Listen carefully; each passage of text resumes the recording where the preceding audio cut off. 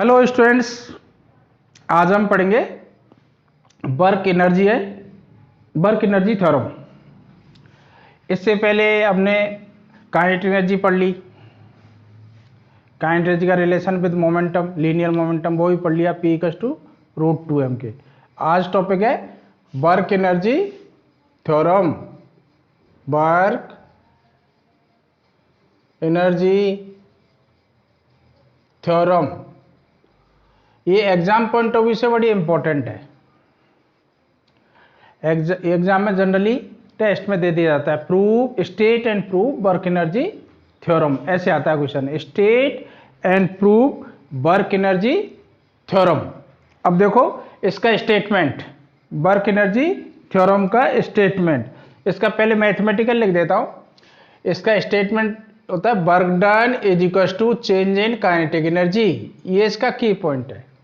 जो work done होता है किसी ऑब्जेक्ट पर, वो उसकी काइनेटिक एनर्जी के चेंज के इक्वल होता है। K for kinetic energy, W = delta K. ये इसकी मैथमेटिक्स आप याद रखना। Work done is equal to change of kinetic energy. तो ये आपका वर्क एनर्जी थ्योरम का स्टेटमेंट का की पॉइंट है, W = डेल्टा के। अब इसी को आपको लैंग्वेज में लिखना है। तो according to work energy theorem, work done on a body by resultant force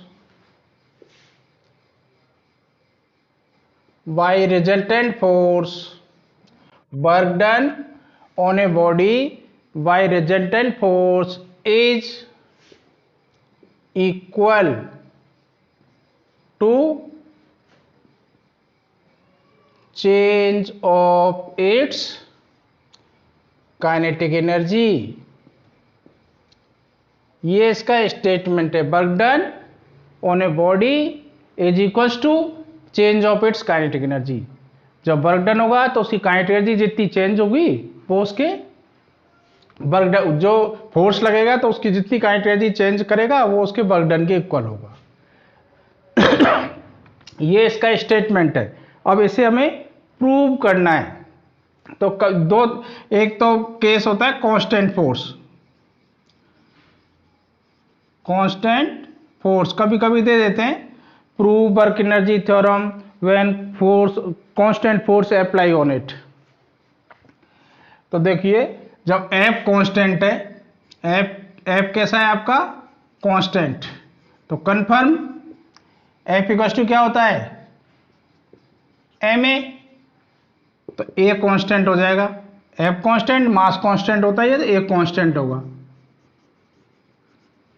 अब A कांस्टेंट होगा यानी एक्सेलरेशन कांस्टेंट है, तो मोशन कैसा होगा, यूनिफॉर्म एक्सलेटेड मोशन। तो हम जो थर्ड चैप्टर में हमने पढ़ी है काइनेमेटिक इक्वेशन, वो इक्वेशन यूज हो सकती हैं। वो तभी यूज होती है जब एक्सेलरेशन कांस्टेंट है। तो भाई third equation v² = u² plus 2as, s यहाँ डिस्प्लेसमेंट है, a एक्सलेशन है, v final velocity, u initial velocity. अब इसको मल्टीप्लाई कर दो किससे, m/2 से, m/2 से इसको मल्टीप्लाई कर दो। देखो ये हो जाएगा 12mv² = 12mu²। यह m/2 से मल्टीप्लाई करोगे 2 कट जाएगा, ये आ जाएगा mas। s फॉर या डिस्प्लेसमेंट है, स्मॉल s लिख देता हूं। अब इसको इधर जाके लिख दो 12mv² माइनस इधर ले आओ 12mu² = ma को हम लिख सकते हैं f, तो ये हो गया fs। अब ये 12mv² final kinetic energy, 12mv² को आप लिख सकते हो final kinetic energy kf minus ये इनिशियल काइनेटिक एनर्जी का फॉर्मूला 12mv², ये इनिशियल वेलोसिटी, ये फाइनल, तो final kinetic energy minus initial, F × S force and displacement. यहाँ वर्क डन क्या होता है, Fs cos θ = 0, यानी फोर्स और डिस्प्लेसमेंट एक ही डायरेक्शन में लग रहे हैं। तो Fs क्या हो जाएगा, वर्क डन। तो W इक्वल टू क्या हो गया आपका के एफ माइनस के आई। अब के एफ माइनस के I change in its kinetic energy, तो W इक्वल टू डेल्टा के। कांस्टेंट फोर्स बोलते हैं तो आप डायरेक्ट थर्ड इक्वेशन का यूज कर सकते हैं क्योंकि तब एक्सलेशन कांस्टेंट होगा। ये इसका प्रूव हो गया W इक्वल टू डेल्टा के, यानी जो काइनेटिक एनर्जी का चेंज होगा वो वर्क डन के इक्वल होगा। अब देखो नेक्स्ट दूसरा बोलते हैं फॉर वेरिएबल फोर्स। तो वर्क एनर्जी थ्योरम को प्रूव करो बाय वेरिएबल फोर्स। अब वेरिएबल फोर्स है तो इन इक्वेशन को हम यूज नहीं कर सकते। सेकेंड पार्ट इसका बोल देगा prove state and prove work energy theorem when applied force is variable. तो वेरिएबल फोर्स के लिए यानी फोर्स अब कांस्टेंट नहीं है, जब फोर्स वेरिएबल है तब इसका हमें वर्क डन निकाल के लाना है काइनेटिक एनर्जी के इक्वल। तो देखो we know that W equal to क्या होता है integration F dot D S, या फिर ऐसे शुरुआत कर सकते हो फोर्स अप्लाई किया अप्लाइड हुआ डिस्प्लेसमेंट कितना हुआ डी एस। ऐसे देखो एफ फोर्स अप्लाई हुआ अप्लाइड फोर्स एफ है डिस्प्लेसमेंट कितना हुआ डी एस, और फोर्स एंड डिस्प्लेसमेंट पैरेलल है यानी थीटा या जीरो लिख देता हूँ। थीटा कितना है जीरो है, ये लैंग्वेज लिख दो। If F force applied the small displacement D S covered by the body and theta equals to 0 between force and displacement। तो small work done D W equal to कितना हो जाएगा F D S cos zero 1। तो D W कितना हो गया F को भी लिख देता हूं एम ए, तो ये हो गया एम ए डी एस। अब ए हम जानते हैं क्या होता है d v by D t. तो D W equals to M a को लिख दिया d v by D t, ये डी एस। अब d S upon D t, d t को इसके पास ले जाके लिख देंगे तो वी क्या हो जाएगा D S upon D T. हम जानते हैं displacement upon time, rate of change of displacement known as the velocity. तो ये हो गया एम, ये डी वी, इसको लिख दिया D S by D T, this is the B.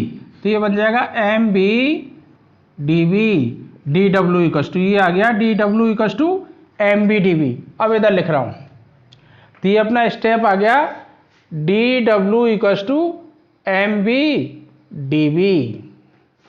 अब on integration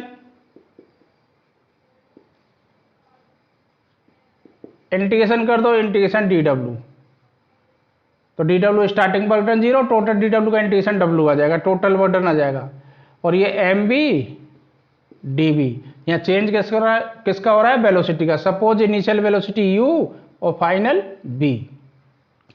D W integration w हो जाएगा equals to m constant bar u initial और ये फाइनल v डी वी। अब v का विद रेस्पेक्ट टू v करोगे difference क्या आएगा x dx में x स्क्वायर बाई 2, इसका हो जाएगा b square Y 2।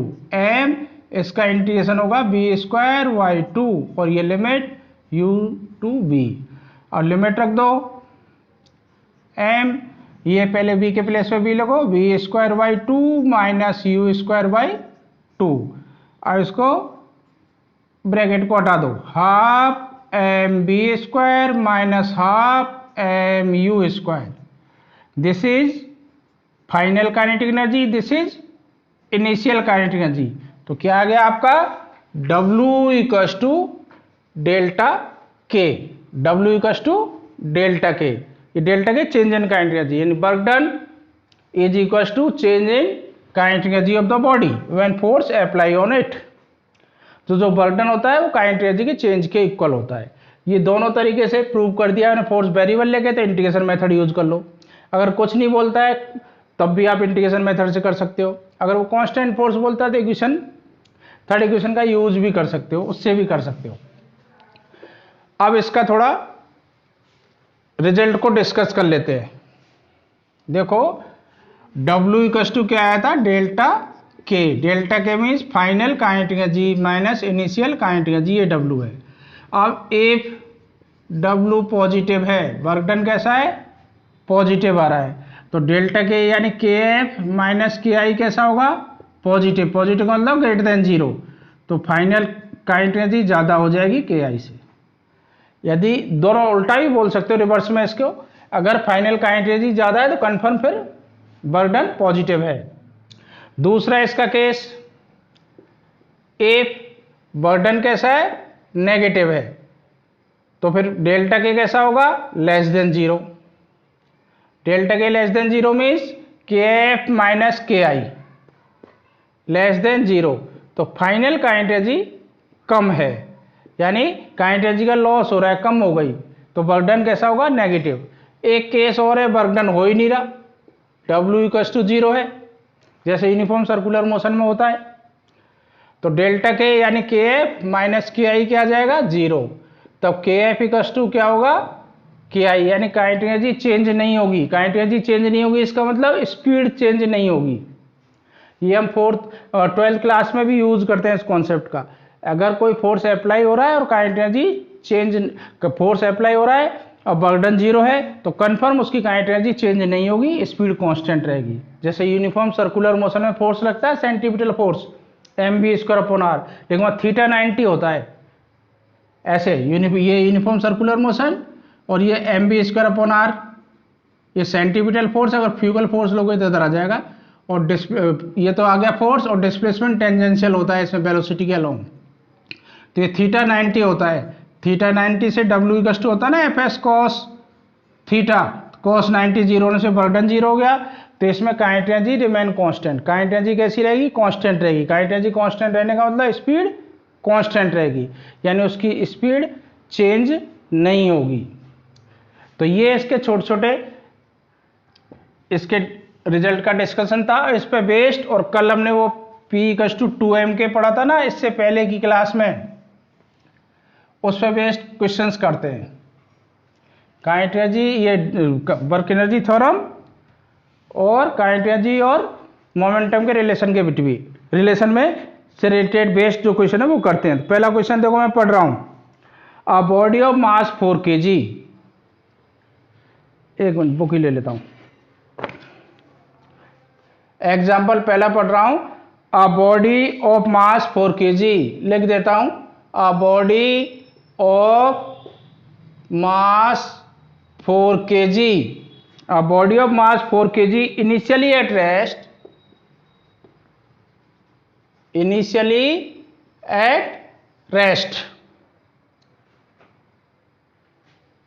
is subject to a force 60 Newton. What is the kinetic energy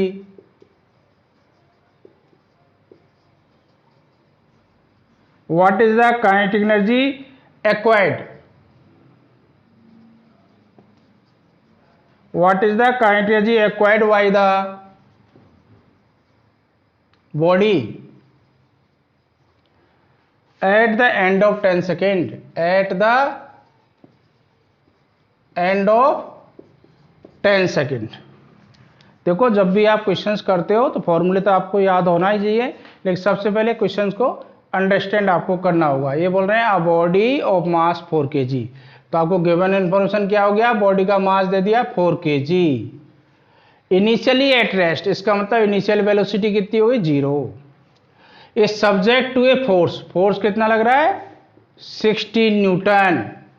What is the kinetic energy acquired by the body at the end of 10 second? T equals to 10 second पे उसमें kinetic energy कितनी होगी, तो देखो T equals to 0 पर कितनी होगी kinetic energy, T equals to 0 पर काइनेटिक एनर्जी कितनी होगी, काइनेटिक एनर्जी का फॉर्मूला क्या है, हाफ mv², तो initial velocity u that is 0, तो काइनेटिक एनर्जी 0, यानी जो फाइनल एनर्जी होगी वही निकालनी है। अब हमने पढ़ा है वर्क एनर्जी थ्योरम से W इक्वल्स टू डेल्टा के एफ माइनस के आई। अब के एफ फाइनल वेलोसिटी को मान लेता हूँ v², इनिशियली कितना 0, तो W इक्वल्स टू कितना हो जाएगा, हाफ mv², ये आपको निकालना है। तो आपको b चाहिए, m तो इसने दे रखा है, b फाइंड आउट करना है। ये बोला ना 60 न्यूटन फोर्स लग रहा है, फाइनल वेलोसिटी निकाल दो। अब यार डिस्प्लेसमेंट भी नहीं है आपके पास, नहीं एफ इंटू एस से निकाल के काइनेटिक एनर्जी आ जाता है, उससे भी निकाल सकते हो। तो बी निकाल लो, फोर्स कितना लग रहा है 16 न्यूटन। तो एक्सलेशन कितना होता है, फोर्स क्या होता है F equals to M A, F equals to M A. F कितना है 16, मास दे रखा है इसमें 4 kg, तो इससे एक्सलेशन निकल के आ जाएगा 16/4, that is 4 metre per second square. Acceleration आ गया। अब हमें t इक्वल्स टू 10 सेकेंड पे वेलोसिटी चाहिए। तो फर्स्ट इक्वेशन से b इक्वल्स टू क्या होता है u प्लस ए टी, ये b आते ही ये वैल्यू निकल जाएगी काइनेटिक एनर्जी की। u कितना है 0, a कितना है 4, t कितना है 10, तो स्पीड कितनी आ गई 10 सेकेंड के बाद 40 मीटर पर सेकेंड। अब काइनेटिक एनर्जी कितनी होगी, काइनेटिक एनर्जी होगी हाफ एम बी स्क्वायर, यही तो होगी। तो हाफ एम, एम कितना है 4, बी कितना है 40 स्क्वायर, तो 2 2 जा 4 हो गया 2, ये हो गया 1600, तो ये हो गया 3200। और एनर्जी की यूनिट होती है जूल, वर्क और एनर्जी की सेम यूनिट होती है। एक हम इसको वर्क डन से कर सकते थे डिस्प्लेसमेंट। एक्सलेशन आपका आ गया ये, जैसे डब्ल्यू इक्वल्स टू क्या होता है एफ एस। अब इसमें बस ये थोड़ा बोला नहीं है कि वो फोर्स किस डायरेक्शन में लग रहा है, थीटा पता नहीं है, इसलिए मैंने वो अप्लाई नहीं किया। नहीं एफ इंटू एस कर दो, अगर डायरेक्शन होता फोर्स है सेम आंसर दे देगा वो। फोर्स तो आपके पास है 16 न्यूटन, डिस्प्लेसमेंट निकालो 10 सेकेंड में, तो s equals to U T plus half A T square से, s equals to U T plus half A T square. तो यू तो आपका 0 है, ए कितना है 4 है, और टी कितना दिया 10 सेकेंड। तो 10 का स्क्वायर करोगे 100 200 आ जाएगा, ठीक है डिस्प्लेसमेंट। और 200 इंटू फोर्स करोगे तो कितना आ जाएगा 16 इंटू 200 3000 जूल। देखो मैं बता देता हूँ, W equals to F S cos यहाँ 0, एफ कितना है 16, एस हमें निकालना है, ये इंटू ये एस डिस्प्लेसमेंट कॉस 0 1, तो एस आ जाएगा S equals to U T plus half A T square.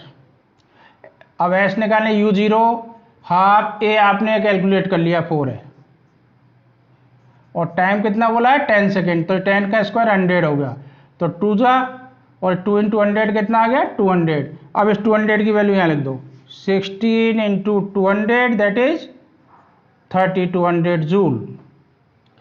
ये वर्क डन निकाल के काइनेटिक एनर्जी आ जाती, ठीक है, और ये डायरेक्ट निकाल दिया आपने।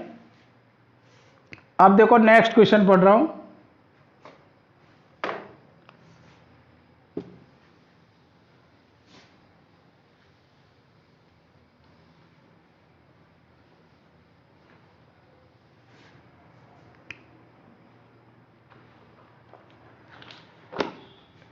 Second example, a short traveling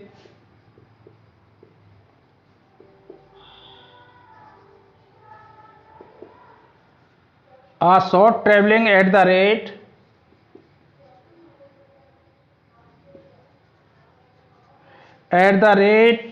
of 100 meter per second is just able to pierce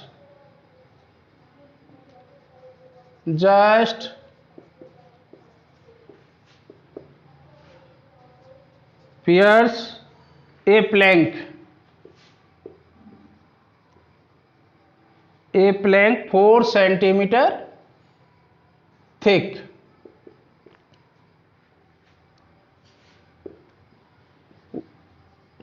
What velocity is required? What velocity is required to just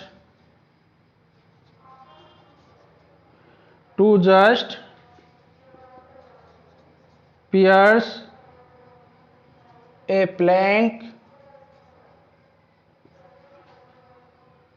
9 centimetre thick. ये कह रहे what velocity is required is pierce 9 centimetre thick. देखो एक ही तरह के plank है, a short travelling at the rate of 100 metre per second, initial velocity दे दी है, ठीक है, इनिशियल वेलोसिटी दे दी 100 मीटर पर सेकेंड, तो u आपको कितना दे दिया 100 मीटर पर सेकेंड। अब ये ब्लॉक है 4 सेंटीमीटर का, ये बोल रहा है a shot traveling at the rate of 100 metre per second just able to pierce. तो इसको यहाँ से 100 मीटर पर सेकेंड से आया और जस्ट इसको बाहर निकलते ही रेस्ट में आ गया। ये बोल रहा है फाइनल वेलोसिटी कितनी होगी इसकी 0। अब रेस्ट में क्या है, इसका रेजिस्टिव फोर्स लगेगा। अब इस केस का रेजिस्टिव फोर्स में सपोज F1 ले लेता हूं। दूसरे केस में बोल रहा है a plane what velocity is required to just pierce a plank of 9 centimetre thick. अगर ये 9 सेंटीमीटर थिक होता तो यहाँ ये वेलोसिटी कितनी होनी चाहिए, तो यहाँ फाइनल कितनी हो जाए 0 हो जाए। इस पर सपोज फोर्स तो वही लगेगा सेम, F ही ले लो, इस पर F तो इसका भी F ही, रेजिस्टिव फोर्स एक जैसे प्लैंक है, तो इस पर ही फोर्स F, इस पर भी F, और यहाँ फाइनल वेलोसिटी यहाँ भी इसकी कितनी है 0। अब इस पर ये पूछ रहे हैं कि इसमें यहाँ इनिशियल वेलोसिटी कितनी होनी चाहिए। तो देखो फर्स्ट केस की बात करते हैं। फर्स्ट में क्या है, W इक्वल्स टू क्या होता है change in kinetic energy, W equals to change in kinetic energy. तो चेंज इन काइनेटिक एनर्जी को हम लिखते हैं half mv square minus half mu square. अब देखो W क्या होगा इसमें Fs कॉस होगा या 180, वर्क डन का फॉर्मूला है Fs कॉस थीटा, क्योंकि स्पीड ऐसी आ रही है डिस्प्लेसमेंट ऐसे है, रेजिस्टिव फोर्स अपोज करेगा थीटा 180, तो कॉस कितना होगा 180, कॉस 180 की वैल्यू -1, तो ये हो गया माइनस F। इसके लिए पहले केस के लिख रहा हूँ, इसके लिए S1 लिख देता हूँ डिस्प्लेसमेंट, तो ये S1 कॉस 180 -1 डाल दिया, B आपका 0, फाइनल वेलोसिटी रुक गया वो, और ये माइनस हाफ m, इसको मैंने लिख दिया u1 स्क्वायर। ये पहली वेलोसिटी अलग है, ये u1 है, और यहाँ u2 आपको सपोज ये पता करनी है। ये फर्स्ट केस हो गया, अभी 0 हट गया, माइनस से माइनस कट गया, तो Fs1 कितना आ गया, Fs1 equals to half m u1 square. अब देखो F आपको पता नहीं है, S1 आपको पता है 4 सेंटीमीटर, ऐसा यूनिट में डाल के 4/100 मीटर में कर दिया। हाफ m वैल्यू पता नहीं है, u1 आपको पता है 100 का स्क्वायर, ये हो गया फर्स्ट इक्वेशन। अब सेकंड केस के लिए जाओ, सेम सेकंड केस में फाइनल वेलोसिटी 0 है, तो ये लिख दो Fs cos थीटा, तो ये F इसको लिख दिया S2, रेजिस्टिव फोर्स सेम होगा, cos 180 तो माइनस हो जाएगा, इक्वल्स टू ये 0, ये बनेगा हाफ माइनस का m u2 square.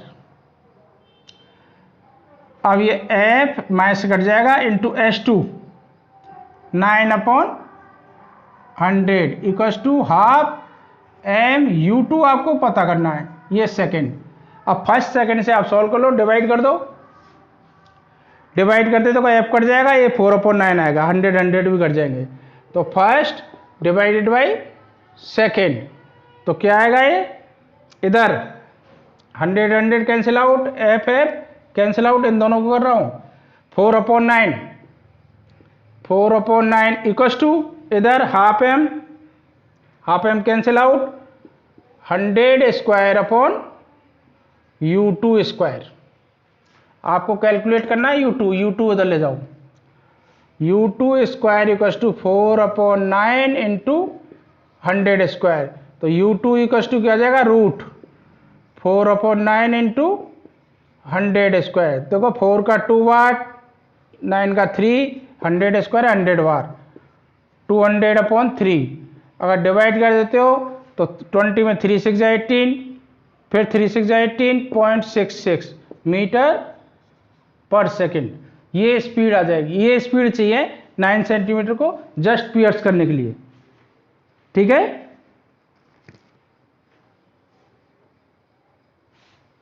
Initial velocity कितनी 100 मीटर पर सेकेंड से, जब 100 आप पुट करोगे इसमें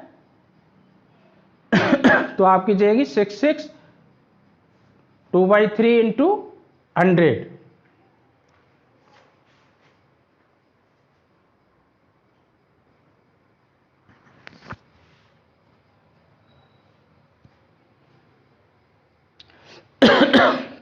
एक बार फिर से बता देता हूँ।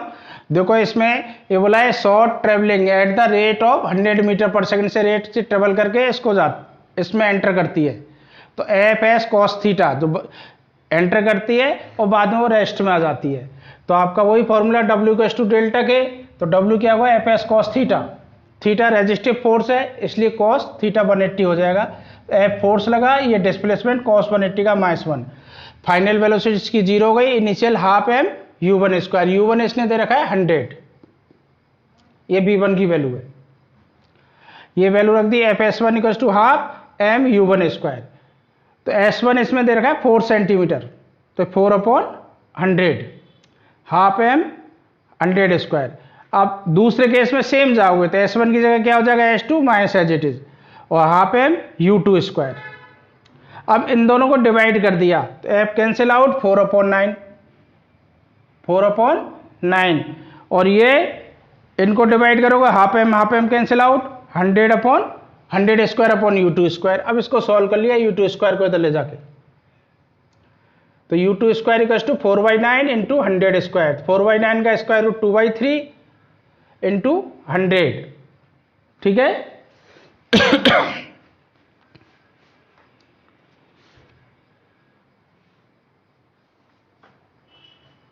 अब नेक्स्ट क्वेश्चन,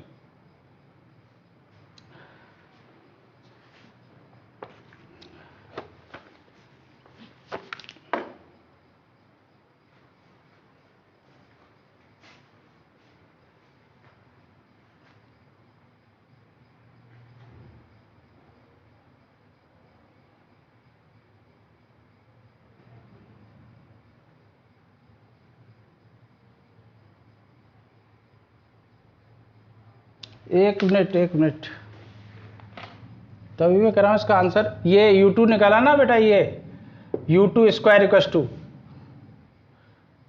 ये u2 इधर जाएगा 9/4 हो जाएगा इधर। u2 स्क्वायर इक्वल टू ये इधर गया तो 9/4 इंटू 100 स्क्वायर। अब u2 9/4 इंटू 100 स्क्वायर, तो ये हो गया 3/2। 3 स्क्वायर रूट से 3 बार, ये 2 बार, ये 100 का 100 बार, तो 3/2 से कट करो ये इंटू 50, तो कितना आ जाएगा 150 मीटर पर सेकेंड। 9 इधर जाएगा रेसिप्रोकल हो जाएगा ये, पहले उसका ध्यान नहीं दिया था, ठीक है। अब थर्ड क्वेश्चन, इसका ध्यान रखना, जैसे u2 स्क्वायर इधर आएगा तो 9/4, 9 ऊपर 4 नीचे।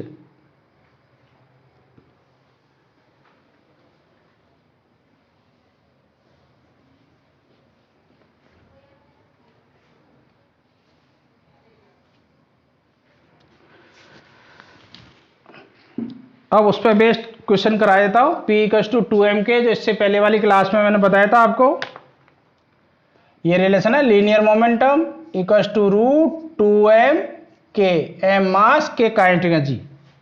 इस पे based example third, if the linear momentum of a body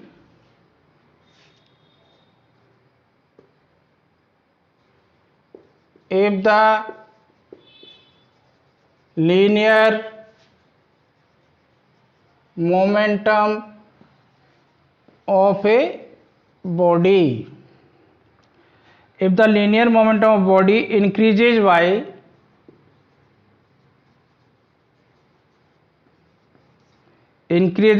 20%, what will be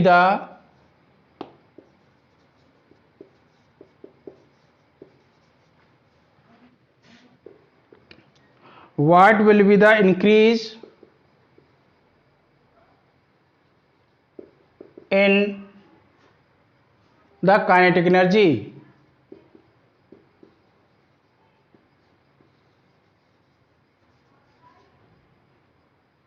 of the body,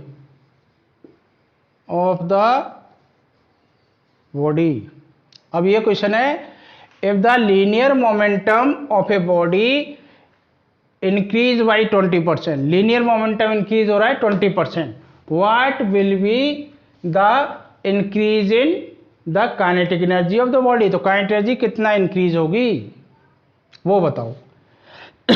देखो पी आई इनिशियल मोमेंटम आपने सपोज कर लिया पी है, तो फाइनल मोमेंटम कितना हो जाएगा, बोल रहे हैं 20% इंक्रीज हुआ है, तो पी तो था और 20% इंक्रीज हो गया इंटू पी, यही तो बोला है 20% इंक्रीज हो गया फाइनल मोमेंटम।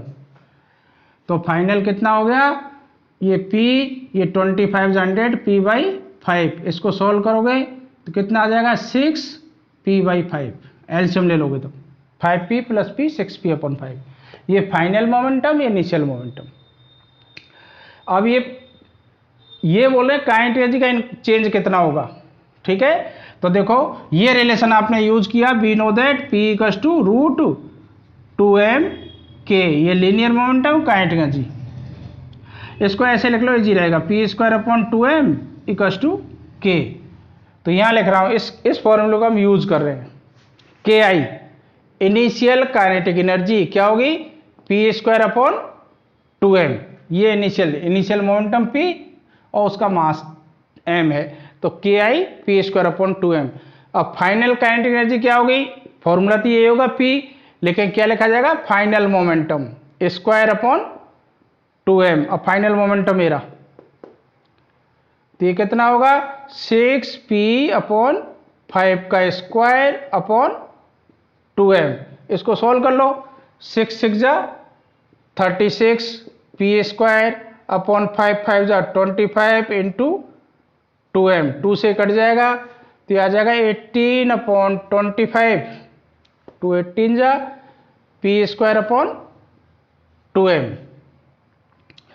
अब पी स्क्वायर अपॉन 2m आपकी क्या है, इनिशियल काइनेटिक एनर्जी है। अब कितना परसेंट इंक्रीज हुई है पता करना है, ठीक है।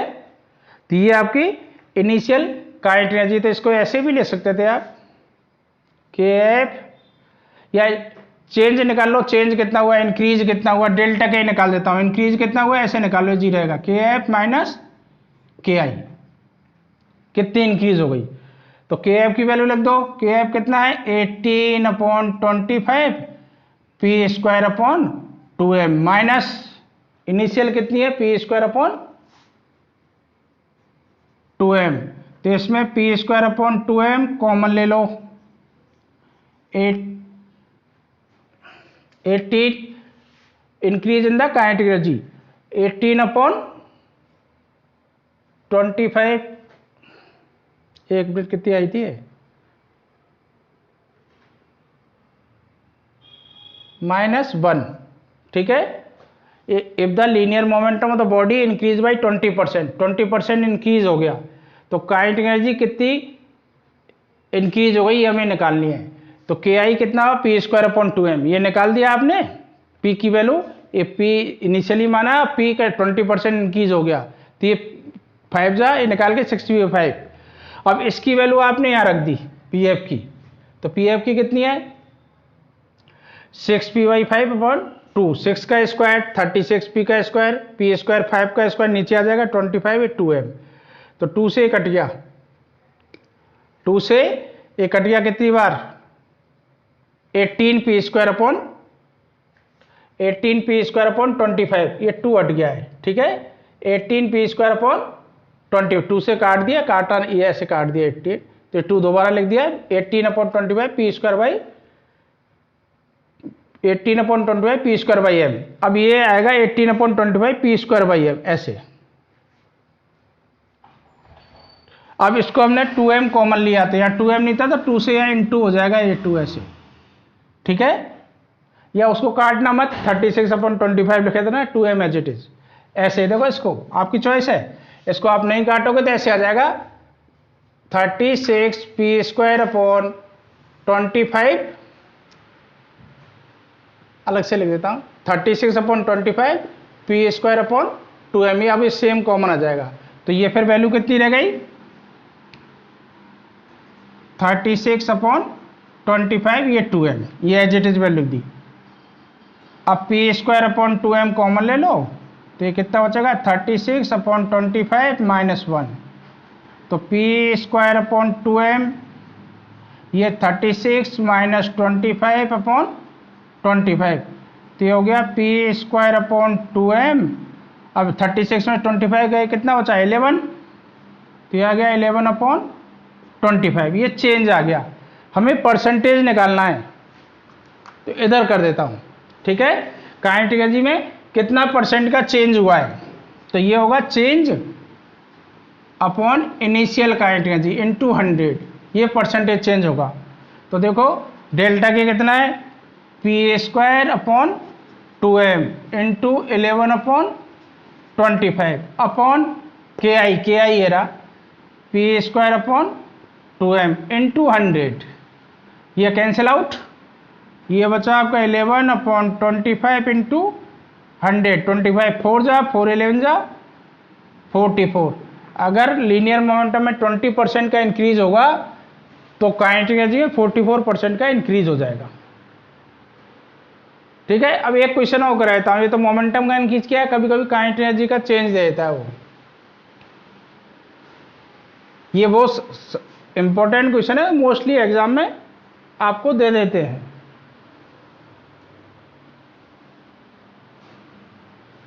अब for example,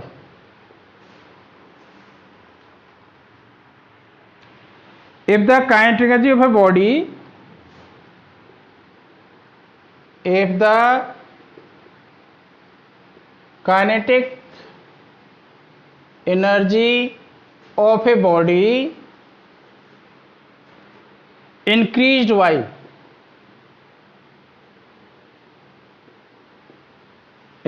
by 300%,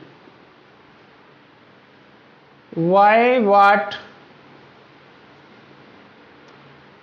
percentage will the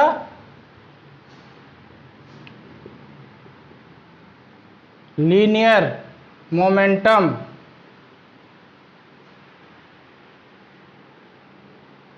of the body